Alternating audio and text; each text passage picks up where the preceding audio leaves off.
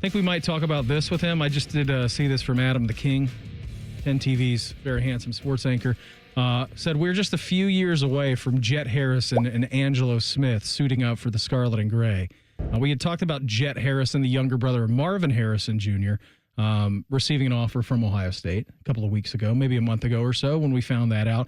If you're wondering who Angelo Smith is, that is the younger brother of Jeremiah Smith. He was at Ohio State camp today. Sure was. He is a 2027 athlete, the younger brother of J.J. Smith. Just received an offer this afternoon here in Columbus. Imagine that. Jet Harrison and Angelo Smith together on the football field. They're two older brothers. Pretty good here. Pretty good. Now, here's what I want to know. Mm-hmm. Television's Adam King was not at this recruiting camp today. Oh.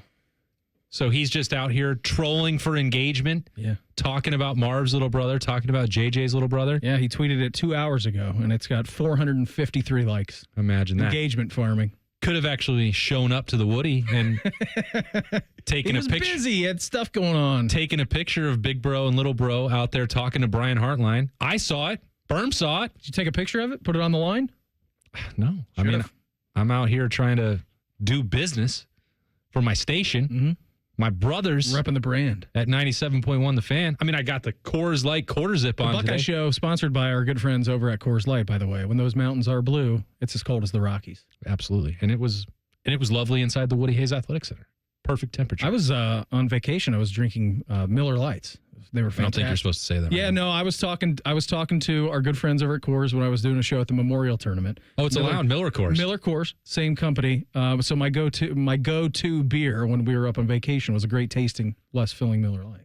I thought it was called Myler Lite. Ooh, yeah, no, that's a pretty good one. Myler Lite? Yeah. Yeah, I think if you go into any bar in America and ask for a Myler Lite, they will ask you to leave. No. Yeah, I think so. Well, that's how Patty orders it every single time. No, he said he was going to drink 30 Myler Lites on 30 after we played Deer Ridge. Yeah, but did he didn't order them like that, did he?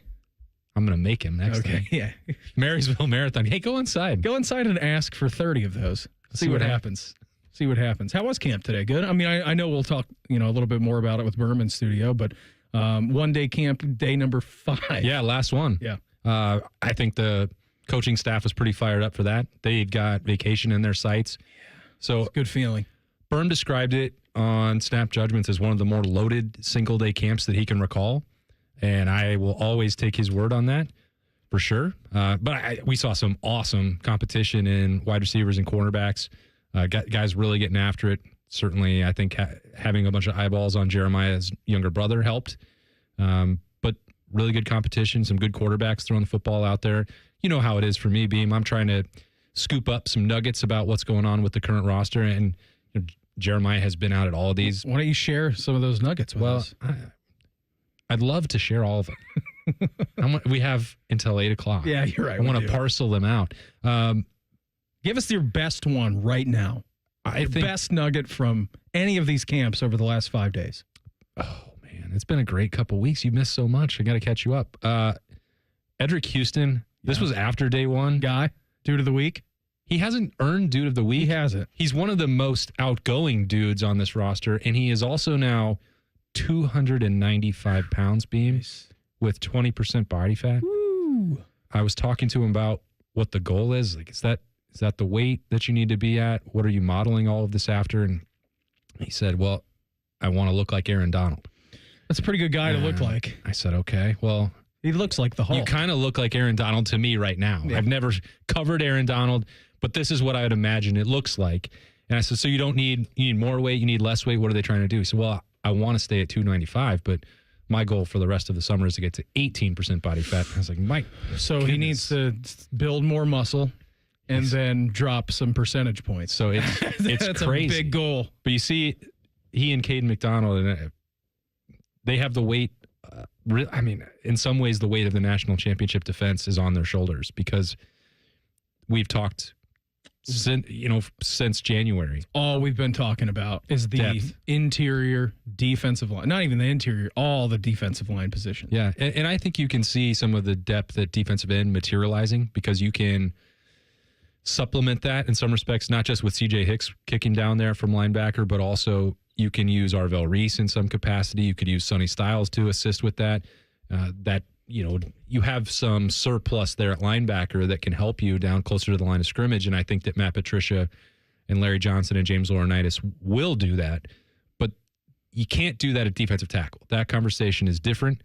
That development plan is different.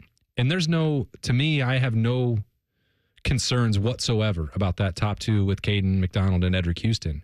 It's just a matter of finding that next wave. And I haven't seen enough to make a judgment one way or the other of what Jason Moore is doing with this summer, what Will Smith Jr. is doing with this summer, what Jarquez Carter is doing, what Tywone Malone. I got to come along. They have to be guys. They have to be performers for this team. They do. And there were I don't know, two out of these 5 days where I saw that group, the Rushmen going out there, working as a team, 12:30 in the afternoon, hitting the sled together, getting extra reps outside of, that. Could they have a coach out there, or not allowed? This wasn't with the coach. This was sort of voluntary. Yeah, Caden McDonald went out there, and then he just, had the rest of the guys come tag along and get that extra work in. And so that's what you need. And they know that those two, Caden and Edric, have to set the tone. And I think you see that with their work ethic, bringing along the rest of those guys, because they don't want it to just be them. They need Jason Moore. They need Will Smith. They need Tywone Malone to help. Ohio State cannot ask them to play 650 snaps and every 90% of the snaps over a 16-game season and this team reach its potential. That will not work. But also Larry Johnson doesn't do that anyways. Doesn't want to do that. And, they did not bring anybody else into the portal. They evaluated some, didn't find a fit, didn't find an upgrade.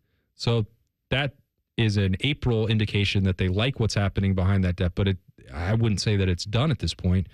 So even though you got into the summer, and I could go a list of 20 guys that just, you look at them physically and it's like, holy cow, you look so different than 2 months ago. James Peoples at the top of that list. Even Arvell Reese. I don't know if he's from a similar solar system as Jeremiah Smith or what, but he looks... every time I see him, I feel like he got taller. I don't know. He's like he's a Monstar or something. He's having a growth spurt. I don't know what it is, but he's going to end the growth spurts for a bunch of offensive players this season. I can tell you that right now. He looks amazing.